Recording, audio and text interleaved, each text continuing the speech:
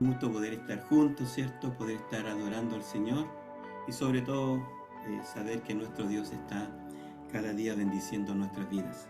Quiero hoy compartir la palabra del Señor sobre un mensaje que escuché unos domingos atrás en unos cultos presenciales que fuimos. Un mensaje, hermano, que fue muy sencillo, pero que realmente tiene un trasfondo tremendo con respecto a lo que es la presencia de Dios.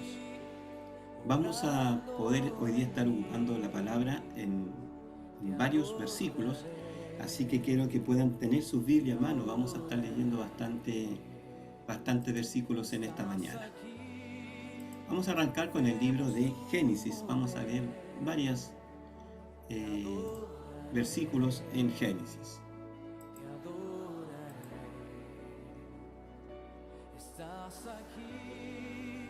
Amén. Presencia de Dios siempre. Sobre eso quiero que conversemos en esta mañana, que podamos estudiar la palabra acerca de la presencia de Dios en la vida del hombre. A través de la historia, a través de todo lo que hemos podido ir aprendiendo, ¿cierto? Y está escrito en la palabra, vamos a darnos cuenta de que siempre Dios ha tenido la intención de poder estar presente en la vida del hombre, de poder compartir con lo que Él creó, con la humanidad que Él creó, justamente con esa intención. Inicialmente, ¿cierto? La intención de Dios era estar siempre con el hombre y estar en una relación cara a cara con el hombre. Vamos a partir, hermano, la palabra de hoy leyendo en el libro de Génesis, en el capítulo 1, versículo 27. 1:27.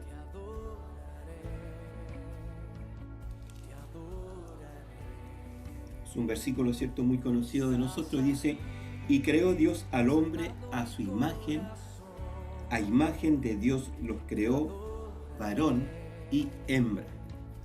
Ahí partimos entonces, cierto, que Dios crea a la humanidad, crea primeramente al hombre, luego a la mujer, con una intención inicial de poder tener constantemente comunicación, de poder tener constantemente una relación con lo que estaba allí creando.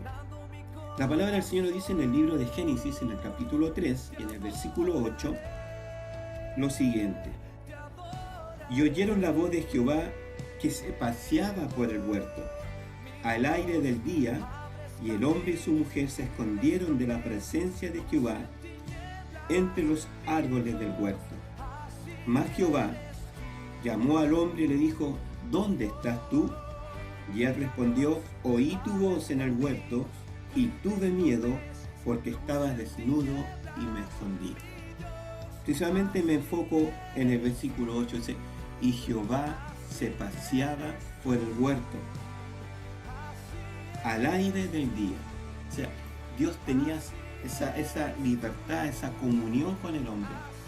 Y dice que Él hablaba, ¿cierto?, inicialmente con Adán cara a cara. Dios tenía una comunión tremenda con él. Lamentablemente, ¿cierto?, en los versículos que estamos leyendo, dice que el hombre escucha la voz de Dios y se esconde. Yo no sé cuánto tiempo habrá pasado, ¿cierto?, entre la creación de Adán hasta el tiempo en que él peca delante de Dios en desobediencia. Yo no sé cuántos años, cuánto tiempo habrán pasado, pero sí una cosa sé, que cada día Dios estaba teniendo comunión con él. Y Dios se acerca al huerto, ¿cierto? Y increíble, Dios llama al hombre. Y no es porque Dios no lo supiera, sino que Dios llama al hombre y le responde, ¿cierto? Oí tu voz en el huerto y tuve miedo y me escondí. Tuve miedo. O sea, podríamos decir que Adán tenía una relación de amigo con Dios. Pero tuvo miedo, dice, y se escondió. Y allí vemos entonces que hay una rotura tremenda que hasta el día de hoy afecta a la humanidad. Se perdió la intimidad con Dios. Se perdió la relación cara a cara con Dios. Se perdió la autoridad que Dios le había dado al hombre sobre todo lo que estaba creado en la tierra. el hombre perdió la autoridad. Y es más, el hombre le cedió esa autoridad a Satanás.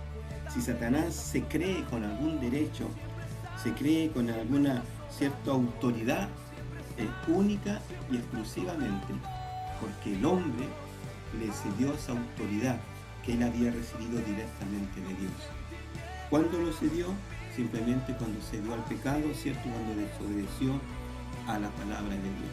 Dios había creado al hombre con una sabiduría, con una inteligencia tremenda. Dice la palabra, ¿cierto?, que Adán le puso nombre a todos los animales, a las especies, ¿cierto?, de las aves, me imagino que a las especies que estaban en el mar. La sabiduría de este hombre, que dice que hasta el día de hoy es el nombre que cada animal, que cada cosa, ¿cierto?, tiene en esta tierra. Una tremenda sabiduría, una tremenda inteligencia, pero todo eso el hombre, ¿cierto?, lo cedió, lo perdió, y sobre todas las cosas perdió lo más grande que tenía, que era la comunión, que era la unión que tenía con Dios. El libro, ¿cierto?, de Génesis 3:22 nos dice lo siguiente: y dijo Jehová Dios, he aquí el hombre es como uno de nosotros, sabiendo el bien y el mal. Ahora pues que no alargue su mano y tome también del árbol de la vida y coma y viva para siempre. Y lo sacó Jehová del huerto del Edén, para que labrase la tierra de que fue tomado. Echó pues fuera al hombre y puso al oriente del huerto del Edén querubines y una espada encendida que se revolvía por todos lados para guardar el camino del árbol de la vida. El hombre es expulsado del huerto y con esa expulsión también, ¿cierto?, pierde la presencia de Dios, pierde la comunión con Dios, pierde esa relación tan íntima que tenía con Dios, de aún de estar con Él cara a cara. Y allí comienza entonces esta separación, ¿cierto?, y esta ausencia de Dios, por así decir, en la tierra. Si hay algo que debemos dejar claro, ¿cierto?, que Dios es eterno, que Dios no hay para Él medida, ¿cierto? La tierra, dice la palabra, la tierra no lo puede contener. Pero estamos hablando de un Dios con todo su poder, con toda su gloria. Él siempre quiso tener esta intimidad con la criatura, con el ser que Él había creado. El libro de Génesis, ¿cierto?, lo habíamos leído, el hombre es expulsado. Y pasan muchos años, pasa mucho tiempo, hasta que Dios comienza a tener relaciones con ciertas personas, con ciertos hombres. Y uno de ellos que encontramos en la palabra es precisamente Noé. Si vamos al capítulo 6 del libro de Génesis, vamos a ir avanzando en la palabra. El capítulo 6, en el versículo 8 dice: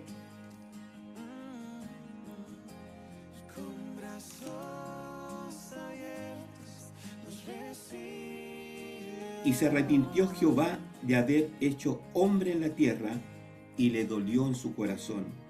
Y dijo: raeré de sobre la faz de la tierra los hombres que he creado, desde el hombre hasta la bestia, y hasta el reptil y las aves de los cielos, pues me arrepiento de haberlos hecho.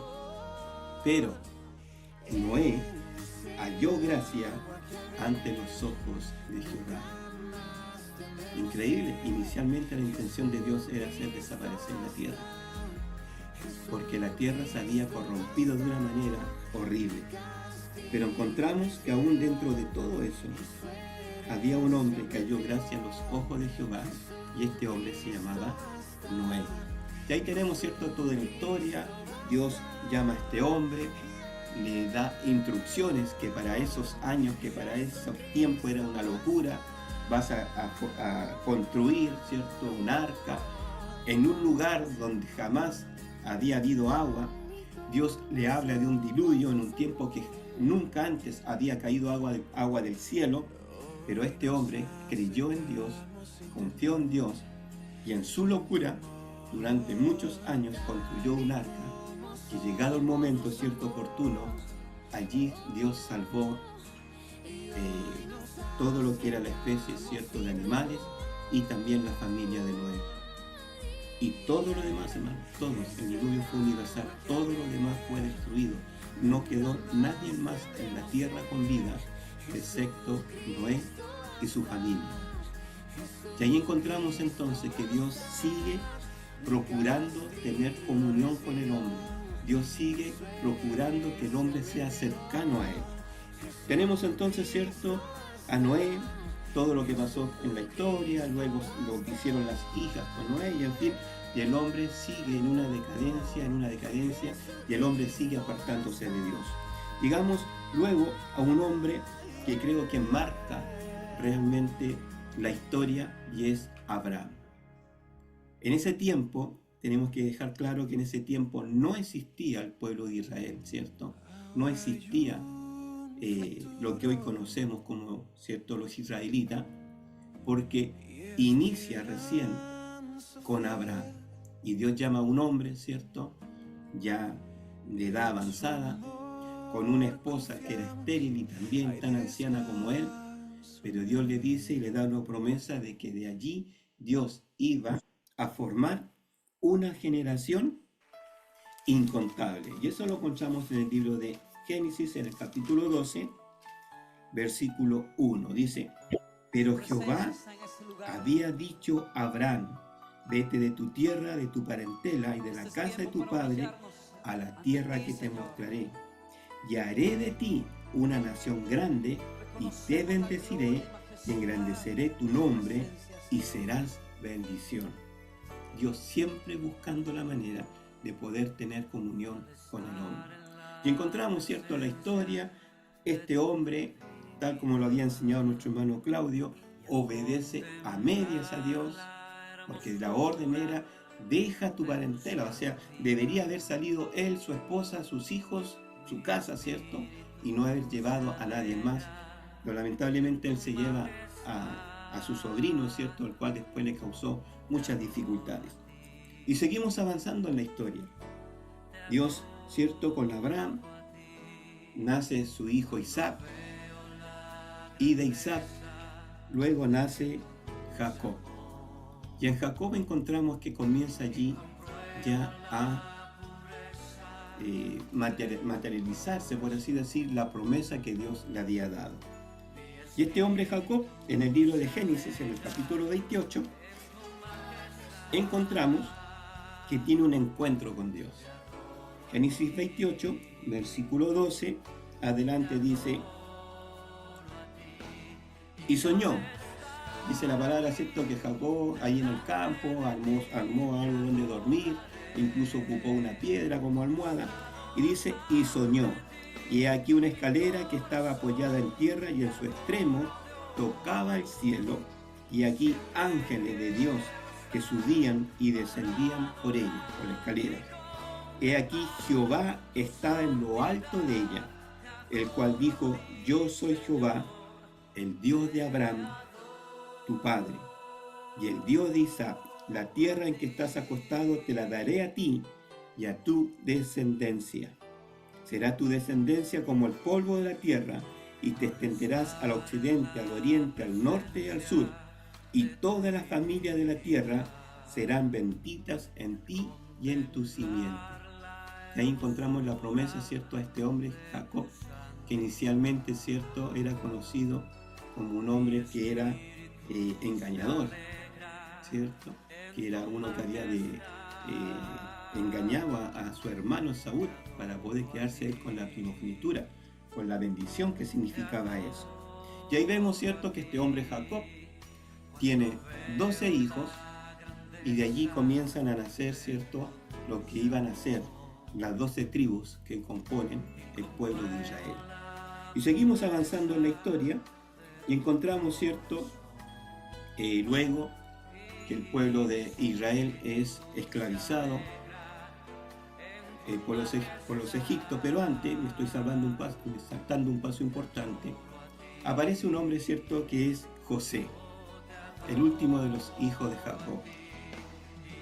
Este hombre José, un muchacho, un soñador, ¿cierto?, comienza a tener sueños, cae, ¿cierto?, en sus hermanos con envidia, sus hermanos se enojan con él porque comienza a contarle sueños donde él ve que sus hermanos mayores le adoraban a él, le rendían homenaje. Eso lo encontramos en Génesis 37, en el versículo 10, nos dice, él había tenido ya un sueño, y dice, y lo contó a sus padres, a sus hermanos, y su padre le reprendió, y le dijo, ¿qué sueño es este que soñaste? ¿Acaso vendremos yo y tu madre y tus hermanos a postrarnos en tierra ante ti? Y sus hermanos le tenían envidia, mas su padre meditaba en esto. Estamos hablando, ¿cierto?, de José. Vamos a Génesis 41. Producto de esta envidia, ¿cierto?, producto de estos sueños que este muchacho tenía, Génesis 41, 37 nos dice,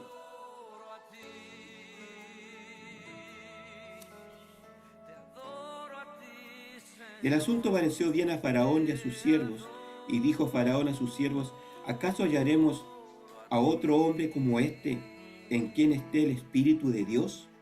Y dijo Faraón a José, pues que Dios te ha hecho saber esto, no hay entendido ni sabio como tú. Tú estarás sobre mi casa, y por tu palabra se gobernará todo el pueblo, solamente en el trono seré yo mayor que tú. ¿Cierto? Hay toda una historia con este muchacho, es vendido como esclavo, es acusado falsamente, es llevado a la cárcel, y estando en la cárcel, ¿cierto?, se le da la oportunidad después de venir al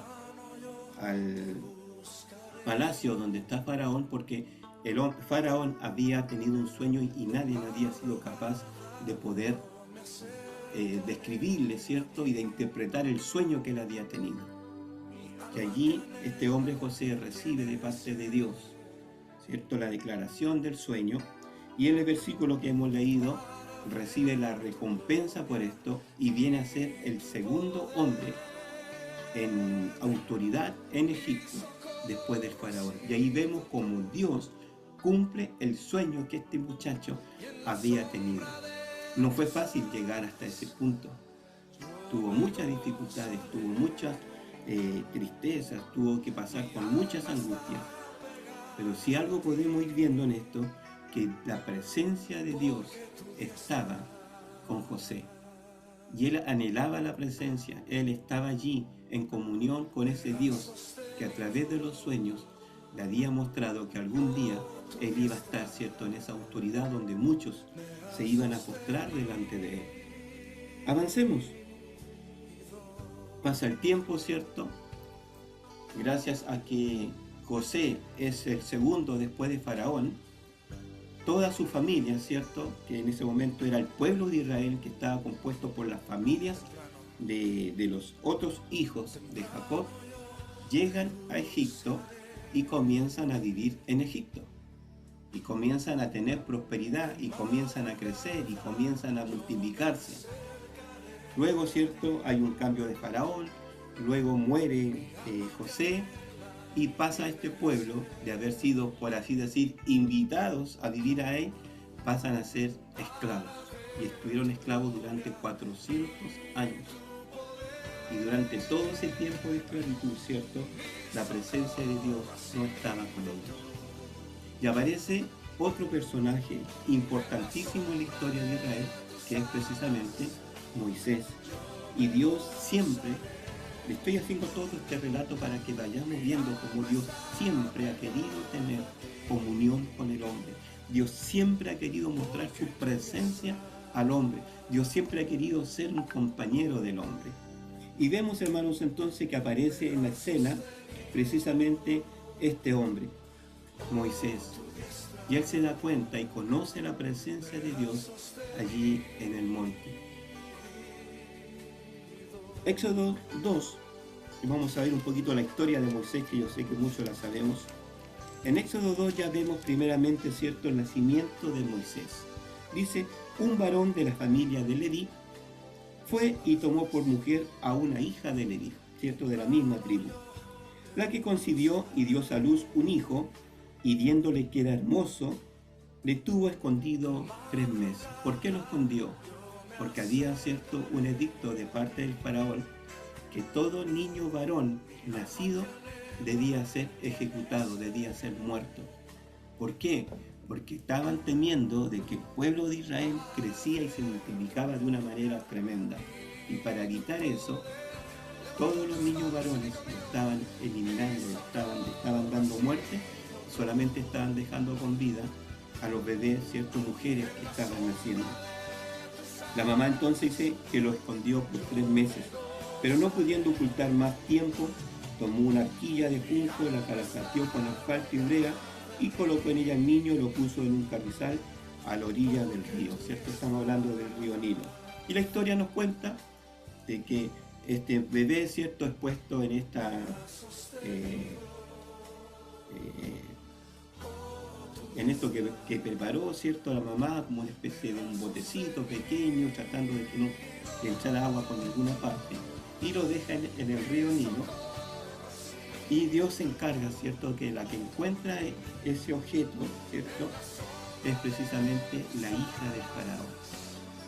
Y conocemos la historia, llega un momento, ¿cierto?, en lo que dice, por ejemplo, Éxodo 3:1, llega un momento en que este niño crece, es criado, ¿cierto?, en el palacio, es criado como un príncipe, pero después, ¿cierto?, por circunstancias en que él da muerte a un Egipto que estaba golpeando a uno de los hebreos, él tiene que escapar al desierto porque sobre él había una sentencia de muerte. Y estando él en el desierto, dice que es llamado por Dios. Y esto lo tenemos en el capítulo 3, versículo 1 al 5, dice: apacentando Moisés las ovejas de Jetro era su suegro, sacerdote de Madián, llevó las ovejas a través del desierto y llegó hasta Horeb, monte de Dios. Y se le apareció el ángel de Jehová en una llama de fuego en medio de una zarza, y él miró y vio que la zarza ardía en fuego y la zarza no se consumía. Entonces Moisés dijo: iré yo ahora y veré esta gran visión. ¿Por qué causa la zarza no se quema? Viendo Jehová que él iba a ver, lo llamó Dios de en medio de la zarza y dijo: Moisés, Moisés. Y él respondió: heme aquí. Y aquí tenemos, cierto, el primer encuentro de Moisés con la presencia de Dios. Dios le llama de en medio de la zarza, ¿cierto? Dios lo levanta como el hombre que iba a ser el que iba a sacar en libertad al pueblo de Israel desde Egipto y lo iba a llevar a una tierra prometida. Una tierra que no estaba vacía, una tierra que no estaba, digamos, ahí de libre acceso, no, era una tierra que estaba habitada, donde había muchos enemigos, pero Dios le había prometido que toda esa tierra iba a ser del pueblo de Dios. Durante todo este periodo vamos viendo cómo Moisés tiene esta comunión con Dios. Y también su hermano Aarón, ¿cierto?, que es elegido por Dios como el primer sumo sacerdote. Y estos dos hombres tienen una comunión, tienen un hablar con Dios a diario. Moisés hablaba con Dios. Si bien es cierto, no tenía el privilegio que tuvo Adán, quizás de verlo cara a cara, pero él hablaba y con voz audible dice que Dios le respondía desde el monte. ¿A dónde voy, hermano, con toda esta historia? De que Dios siempre ha querido tener comunión con el hombre. Y Dios siempre ha buscado la forma, ¿cierto? Y ha encontrado hombres conforme a su corazón que han podido ir teniendo esta comunión con él. Bueno, avanzamos en el tiempo, ¿cierto?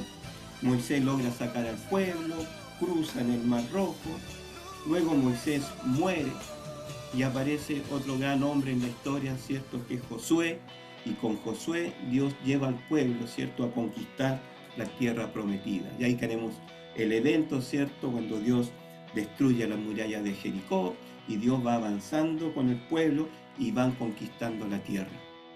Pero saben, siempre en la historia vemos de que ocurre de que el hombre siempre ha desechado la voluntad de Dios. El hombre de una u otra forma se corrompe y se aparta de lo que Dios quiere para ellos. Y Dios siempre va a querer lo mejor para nosotros. Dentro de esto, ¿cierto?, de todo el tiempo en que estuvo Moisés, Dios le da órdenes de que debía construir un tabernáculo, que cómo iba a ser, las medidas, y dentro de también de lo que él tenía que construir, ellos fabrican el arca. Y el arca, ¿cierto?, iba a ser el lugar donde la presencia de Dios iba a estar depositada. No significa que Dios estaba dentro del arca, ¿cierto? No sé, se me ocurre ahora como nos cuenta la historia de cuando el genio se mete dentro de la botella, no, o dentro de la lámpara. No, era la representación de la presencia de Dios, de la voluntad de Dios por tener comunión con el hombre. Y vemos de que está el arca y Dios habitaba en medio del tabernáculo. Dice la Biblia, ¿cierto?, de que Dios manifestaba su presencia en el día como una nube, ¿cierto?, y en la noche como una nube de fuego. Ellos veían con sus ojos, veían como Dios está presente con ellos. Día y noche estaba, hermanos, esta presencia de Dios con ellos.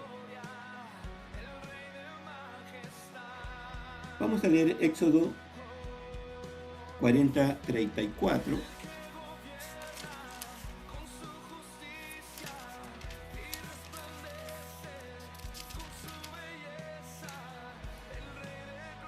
Dice, entonces una nube cubrió el tabernáculo de reunión y la gloria de Jehová llenó el tabernáculo. Y no podía Moisés entrar en el tabernáculo de reunión, porque la nube estaba sobre él y la gloria de Jehová lo llenaba. Y cuando la nube se alzaba del tabernáculo, los hijos de Israel se movían en todas sus jornadas. Cuando la nube se movía, era señal de que el pueblo tenía que avanzar, porque la nube de Jehová estaba de día sobre el tabernáculo y el fuego estaba de noche sobre él, a vista de toda la casa de Israel en todas sus jornadas. O sea, siempre ellos pudieron ver que Dios estaba presente, siempre pudieron ver que Dios tenía esa intención de tener comunión con ellos. Y es más, si hay algo de que siempre le pidió Moisés a Dios y siempre le dijo, ¿cierto?, si tu presencia conmigo no va, yo no me voy a mover. Y ahí le está mostrando, ¿cierto? La nube se movía y el pueblo avanzaba. Dios constantemente estaba mostrando esta presencia de Él y esta intención de tener comunión con el hombre. El arca era el símbolo de la gloria de Dios, era el símbolo de la presencia de Dios. Pero nos cuenta allí en 1 Samuel, vamos a dar un salto largo en la historia, nos cuenta allí en el libro de 1 Samuel, en el capítulo 4, leo el versículos 6 y 7, dice, cuando los filisteos oyeron la voz de júbilo, dijeron, ¿qué voz de gran júbilo es esta en el campamento de los hebreos? Y supieron que el arca de Jehová había sido traído al campamento. Y los filisteos tuvieron miedo, porque decían, ha venido Dios al campamento, y dijeron, ay de nosotros, pues antes de ahora no fue así. Le cuento un poquito la historia. Israel estaba en guerra contra los filisteos y estaban perdiendo la guerra, estaban perdiendo la batalla, y ellos mandan a buscar el arca porque ellos sabían que en el arca era el símbolo de la presencia de Dios. Pero saben, ellos estaban tomando el arca como que era un talismán, ¿cierto? Como que era algo mágico, que si estaba el arca ahí, las cosas todos cambiaban, y no fue así. Dice en el versículo 10, capítulo 4, pelearon por los hijos e Israel fue vencido, aún estando el arca allí. Porque saben, no es simplemente lo que estaba simbolizando la presencia de Dios, era la relación que ellos tenían con Dios. En ese momento Israel no estaba en esa relación con Dios, se habían vuelto a otros dioses, estaban haciendo sacrificio a otros dioses. Entonces no era simplemente, no sé, como ahora, que alguien puede pensar que porque llevo colgado una cruz en el pecho, estoy con Dios. O alguien puede pensar que porque si tengo a lo mejor la Biblia abierta en el Salmo 91 ahí en mi cama, estoy con Dios. No. sino que hay que tener una relación personal con Dios.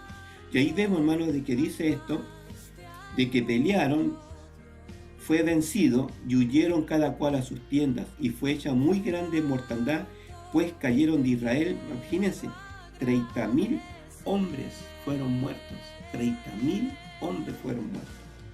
Y el arca de Dios fue tomada, y muertos los dos hijos de Eli, Ofni y Fines, ellos eran sacerdotes, y corriendo de la batalla un hombre de Benjamín llegó a contar.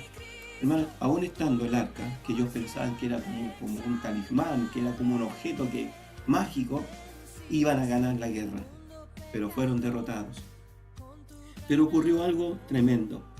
Si nosotros seguimos avanzando, en 1 Samuel 1:5, dice, cuando los filisteos capturaron el arca, la llevaron desde Benecer a Asdod, y tomaron los filisteos al arca de Dios y la metieron en la casa de Dagón y la pusieron junto a Dagón. Oiga, ¿quién era Dagón? Dagón era el dios que los filisteos adoraban y tenía un templo. Y metieron el arca de Dios, dice ahí mismo, en el mismo templo pagano, en el mismo templo donde estaba este dios que los filisteos tenían y a los cuales sacrificaban personas y niños. Allí ponen el arca. Y tomando los filisteos el arca de Dios, la metieron en la casa de Dagón y la pusieron junto a Dagón, junto a su Dios. Y cuando al día siguiente los de Asdod se levantaban de mañana, he aquí Dagón postrado en tierra delante del arca de Jehová, y tomaron a Dagón y lo volvieron a colocar en su lugar. Al otro día, misteriosamente, su Dios, ¿cierto?, estaba postrado delante del arca. Dice que lo volvieron a tomar, lo pusieron en su lugar. Yo no me imagino qué porte tendría, pero me imagino que tiene que haber sido en estado tan grande. Lo volvieron a colocar en su lugar. Y al otro día dice, y volviendo a levantarse de mañana, el día siguiente, he aquí que Dagón había caído postrado en tierra delante del arca de Jehová, y la cabeza de Dagón y las dos palmas de sus manos estaban cortadas sobre el umbral, habiéndole quedado a Dagón el tronco solamente. Dios mostrando su gloria, ¿cierto? Y si vamos viendo más adelante, comienzan a llegar unas tremendas calamidades a este pueblo de los filisteos, producto de que estaba el arca de Dios en medio de ellos, y llega un momento en que comienzan, hermanos, a tener úlceras, comienzan a estar enfermos, comienzan a morir producto de esto. Sigo avanzando, ¿cierto?, para que podamos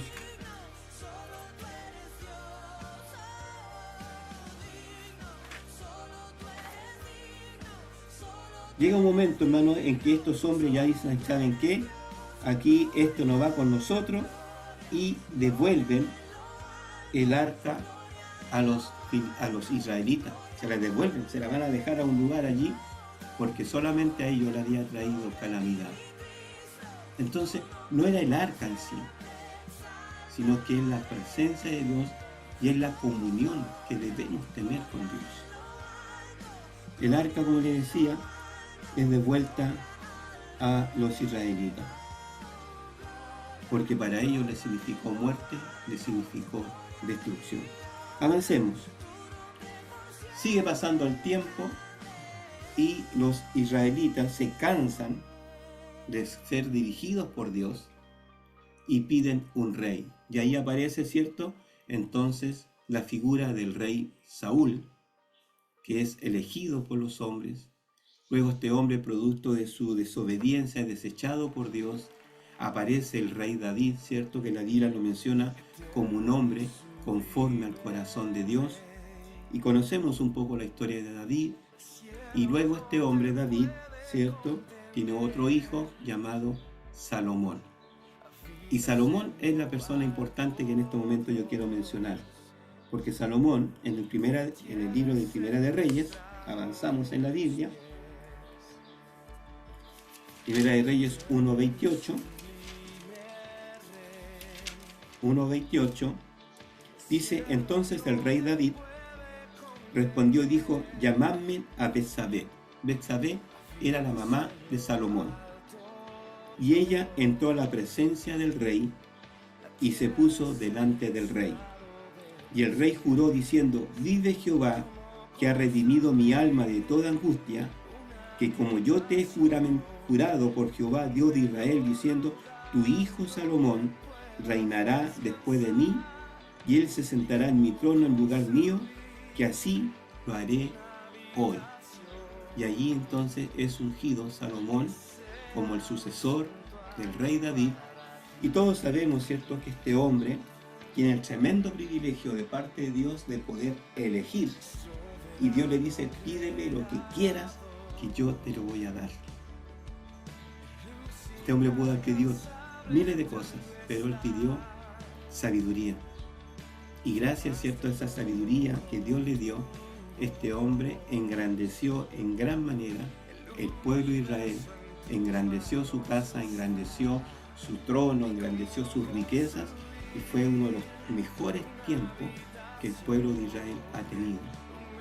Pero este hombre comenzó también a perder el gusto, podríamos decir, por estar en la presencia de Dios, de poder disfrutar de la presencia de Dios en su vida.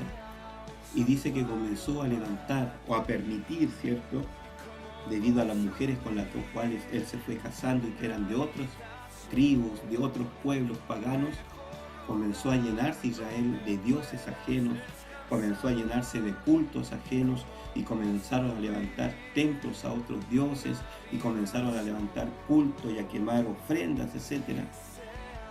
Y lógicamente eso encendió la ira de Dios. La historia nos dice entonces de que hay un tiempo en el que el pueblo de Israel también es vuelto a ser esclavizado, ¿cierto? Y es llevado son esclavizados por Babilonia, y durante muchos años, más de 400 años en esclavitud. Y ahí tenemos, ¿cierto?, el periodo que a veces algunos nombran como el silencio de Dios. Durante 400 años vemos de que no hay relación entre Dios y el hombre. Y ya para ir cerrando un poco la historia, encontramos, ¿cierto?, en el libro de Lucas. Imagínense el tremendo salto que nos estamos dando. Vamos al libro de Lucas, y allí, ¿cierto?, nos habla acerca de la venida del Hijo de Dios, del nacimiento de Cristo. Y todos sabemos la historia, ¿cierto? Si Dios quiere, en unos pocos meses vamos a estar celebrando el nacimiento de Jesús. Vamos a estar hablando de la Navidad, y todo el mundo en un tiempo de paz, de amor, y todos se aman. Y vemos entonces de que a través de Cristo, nuevamente Dios hace este intento de poder estar cercano al hombre. Y en una de las partes dice: el reino de Dios se ha acercado a vosotros a través de Cristo. Y encontramos entonces que en Cristo Jesús Dios hace este último y gran esfuerzo y gran intento por reconciliar al hombre con Dios. Y allí encontramos entonces la obra de Cristo, ¿verdad? Durante todo su periodo, sus 33 años de vida acá en la tierra, Jesús anunciando, ¿cierto?, cuando inicia su ministerio a los 30 años, anunciando y diciendo: el reino de Dios se ha acercado a vosotros. En algún momento Jesús le dijo: si me han visto a mí, han visto al Padre. En otra oportunidad le dice a sus discípulos: tanto tiempo he estado con vosotros y aún no me conocen. Cristo era Dios mismo, acercándose al hombre, buscando al hombre para tener comunión con él. Cristo es, ¿cierto?, aprendido, es torturado, es llevado a la cruz, muere en la cruz. Pero la palabra de Dios dice que al tercer día resucita. Durante un periodo de tiempo, ¿cierto?, él estuvo con sus apóstoles después de la resurrección por 40 días. Y antes de subir al cielo, ¿cierto?, esto lo tenemos en el libro de Hechos. Antes de subir al cielo, Jesús le hace una tremenda promesa, que no íbamos a quedar solos, sino que Él enviaría, ¿cierto?, a un Consolador. Y tenemos, ¿cierto?, la tremenda promesa ahí en Hechos 1:8: pero recibiréis poder cuando haya venido sobre vosotros el Espíritu Santo, y me seréis testigos en Jerusalén, en toda Judea, en Samaria y hasta lo último de la tierra. La orden, la promesa primero fue que iban a recibir poder de parte de Dios, y luego la orden fue que debían permanecer, ¿cierto? Debían permanecer en Jerusalén hasta que viniese, ¿cierto? Y se cumpliese esta promesa, y lo vemos en el capítulo 2 del libro de Hechos, que ahí vemos cómo llega la presencia del Espíritu Santo a la tierra. Cuando llegó el día de Pentecostés, estaban todos unánimes, juntos, y de repente vino del cielo un estruendo como de un viento recio que soplaba, el cual llenó toda la casa donde estaban sentados, y se le aparecieron lenguas repartidas como de fuego, asentándose sobre cada uno de ellos, y fueron todos llenos del Espíritu Santo, y comenzaron a hablar en otras lenguas, según el Espíritu les daba que hablase. Hermanos, y ahí tenemos la última revelación de Dios hacia los hombres. En una parte de la palabra del Señor nos dice de que ya Dios no iba a habitar en templos hechos por manos de hombres. Dios siempre ha querido tener relación con nosotros. Y si hay algo, hermano, de que debemos anhelar, es la presencia de Dios en nuestras vidas. En el libro de Éxodo, en el capítulo 33, allí está escrito lo que yo le había mencionado. Éxodo capítulo 33, en el versículo 15, dice: y Moisés respondió: si tu presencia no ha de ir conmigo, no nos saques de aquí. Y yo creo, hermano, que ese es como el versículo clave, como para terminar lo que en este momento le estoy comunicando. Es que nosotros debemos anhelar la presencia de Dios, estar en su presencia. Cada día, hermanos, esta es una relación personal con Dios. No es solamente que me contacto a través del Zoom el día sábado y listo, estoy listo para toda la semana. O como quizás antes de lo que fue el tiempo pandemia, ¿cierto? Íbamos al culto el día domingo y con eso estábamos listos para toda la semana. Y no es así. Nuestra búsqueda, nuestra comunión, nuestra relación con Dios debe ser algo de todos los días. Poder tener en nuestra mente, en nuestro corazón: Señor, si tu presencia conmigo no está, yo no me voy a ninguna parte. Señor, si tu presencia no va conmigo, yo no voy a hacer este trámite. Señor, si tu presencia no está conmigo, yo no voy a iniciar este negocio. Señor, si tu presencia no está conmigo, yo no voy a estar en ese trabajo entonces que quizás me impide poder estar contigo, como estar en comunión contigo. Pero si hay algo que debemos anhelar, hermanos, es que la presencia de Dios esté con nosotros cada día. ¿Saben qué es lo más hermoso de esto? Lo que le mencionaba. Dios dijo: ya no habitaré en templos hechos por mano de hombres. Dice la palabra de Dios que cuando Salomón, ¿cierto?, terminó el templo, y cuando inauguraron el templo, cuando dedicaron el templo, Dios dice que la presencia de Dios llenó ese lugar. Y para poder los israelitas, ¿cierto?, ir y tener comunión con Dios, debían ir al templo. O cuando estaban en otros lugares, debían orar en dirección al templo. Pero ya no necesitamos un templo. Ya no necesitamos, ¿cierto?, una iglesia. Y no me malentiendan, no le estoy diciendo que dejemos de ir a la iglesia, no, al contrario.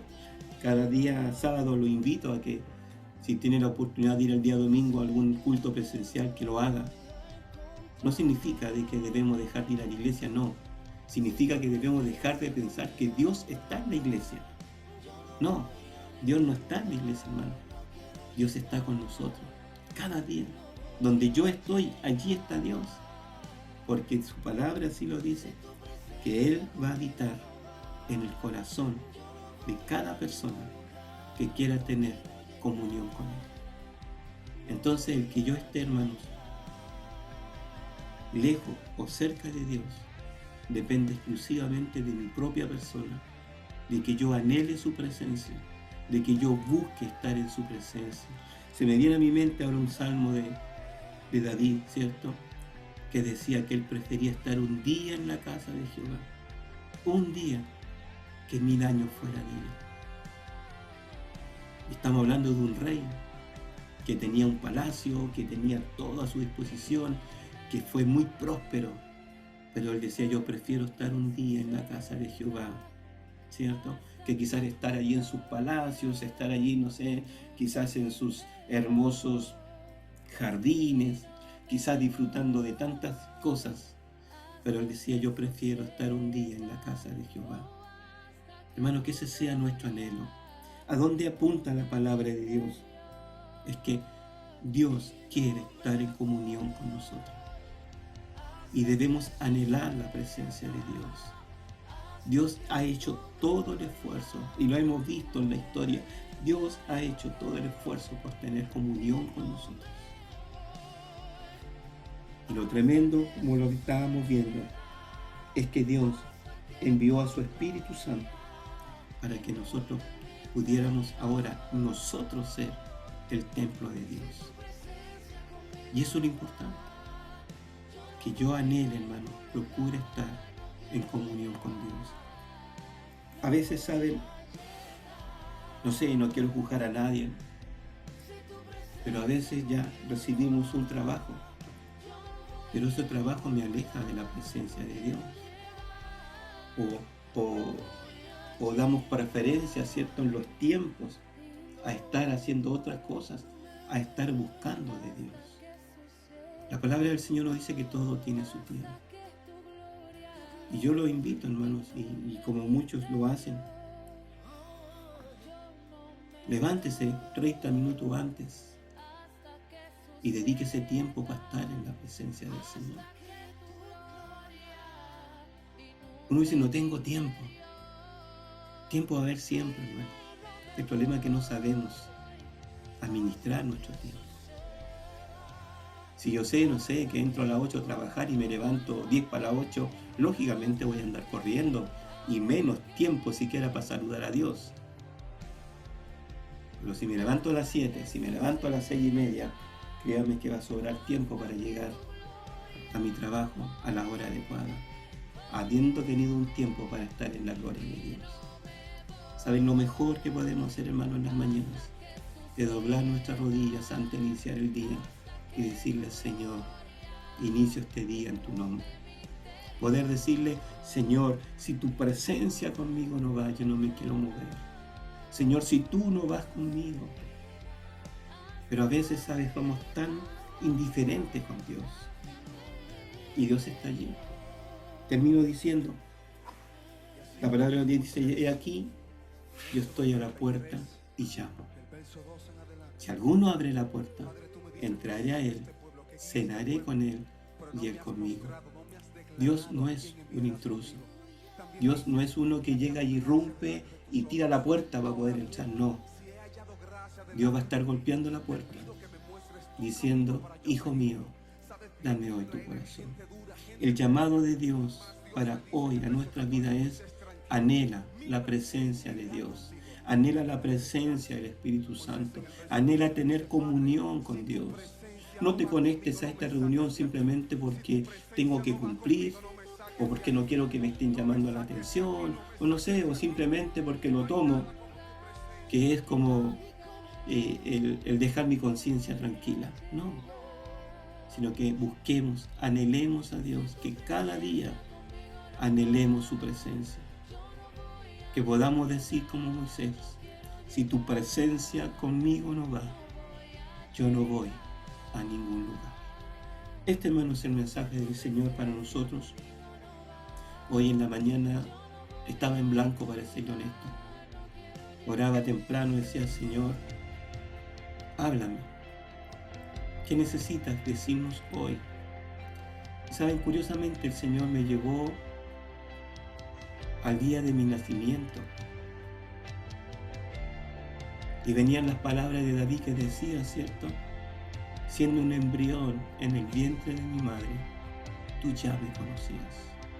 Hermano, y curiosamente durante todo este tiempo que estaba orando, comenzó a pasarse esa película del tiempo en mi vida, y como fui creciendo y decía al Señor, yo recuerdo que a los 4 años fui presentado en la iglesia de Dios en Arica. Fui presentado al Señor junto con mis otros hermanos. Éramos 4 hermanos, 2 hombres y 2 mujeres. Yo recuerdo que a los 4 nos presentaron al Señor. Yo ya tenía unos 4 años y comenzó, hermano, increíble. Mi memoria, que no es buena, comenzó a mostrarme cuando tenía mis 12 años, cuando comenzaba a buscar al Señor. Y Dios lo que me quiso decir es que siempre debemos anhelar estar en su presencia. Siempre debemos anhelar buscar al Señor. Han habido momentos negros, momentos horribles en nuestras vidas. Quizás han habido momentos horribles en cuanto a soledad. Quizás han habido situaciones que nos han llevado hasta enojarnos con Dios. Porque a veces somos tan soberbios que creemos que tenemos derecho a enojarnos con Dios. Pero hermanos, Dios siempre ha estado presente. Hablando de mi vida, Dios siempre ha estado presente. Y durante, hermanos, todos estos años, Dios de una y otra forma ha buscado la manera de estar presente en mi vida. Y yo le invito, hermanos, hoy a que anhele y que busque la presencia de Dios. Dios lo hizo todo. Simplemente dice, entrégame hoy tu corazón. Golpeo la puerta, abre. No dejes que las cosas de este mundo sean primeras que Dios. No dejemos, hermano, de que nuestras actividades o quizás nuestras disilusiones nos nublen la vista y no veamos a Dios en todo esto. En el proceso que tuvo José, fue horriblemente triste, angustiante para él.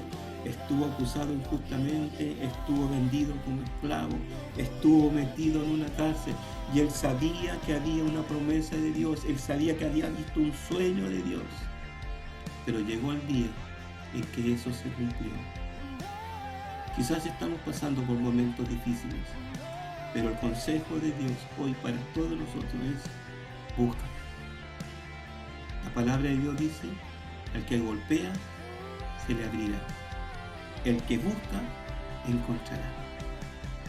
Hoy termino diciendo entonces, hermanos, Dios nos dice: anhela mi presencia, anhela mi presencia, y que en nuestro corazón esté ese clamor delante de Dios.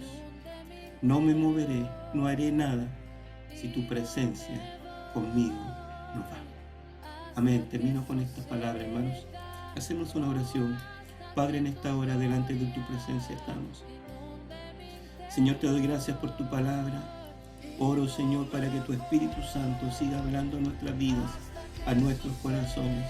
Oro para que tu Espíritu Santo remezca nuestro ser, que podamos anhelar, Señor, que podamos estar siempre de buscar de tu presencia, Señor, de sentir esa hambre por estar contigo, Padre.